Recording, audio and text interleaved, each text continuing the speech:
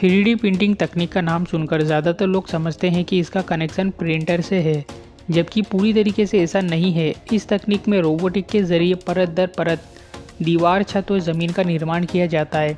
आसान भाषा में समझे तो मशीन को जिस तरह के निर्माण और डिज़ाइन के निर्देश दिए जाते हैं, वो उसी तरह ऑटोमेटिक इसका निर्माण कर देती है। ये मशीन घर को तैयार करने में कई तरह से सपोर्ट करती है। आमतौर पर ईंट के जरिए तैयार होने वाली बिल्डिंग और दूसरे निर्माण के मुकाबले इस तकनीक के जरिए उसे जल्दी ही पूरा किया जा सकता है।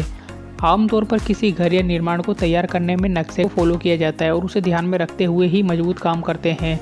3D प्रिंटिंग के मामले में कुछ ऐसा नहीं होता। इसमें सब कुछ कंप्यूटराइज्ड होता है। कंप्यूटर में जो नक्शा फीड होता है, रोबोटिक्स की मदद से ऑटोमेटिक उसका निर्माण होता चला जाता है। दीवार की चौड़ाई कितनी चाहिए, ऊंचाई कितनी होगी और इंटीरियर में कहाँ क्या निर्माण करना है, ये सब रोबोटिक सिस्टम तय करता है। 3D प्रिंटर कई तरीके की मशीनों से जुड़कर बनता है, जैसे mixer, pumping unit, motion assembly, operating software, nozzle और फीडिंग सिस्टम। इसका नोजिल ही सबसे अहम हिस्सा होता है, जो निर्माण करने के काम में आता है। प्रिंटर की मदद से ही निर्माण का मटेरियल निकलता रहता है और इमारत का निर्माण होता रहता है। विशेषज्ञों का कहना है कि भारत में 3D प्रिंटिंग तकनीक का बड़ा बदलाव ला सकती है। भविष्य में इसकी मदद से कम लागत में घरों का निर्माण किया जा सकेगा। अगर इस तकनीक से घर का निर्माण कराया जाता है तो कई फायदे मिलते हैं। आम निर्माण के मुकाबले ये कम समय में तैयार हो जाता है और लागत भी कम आती है और मजबूत भी होता है।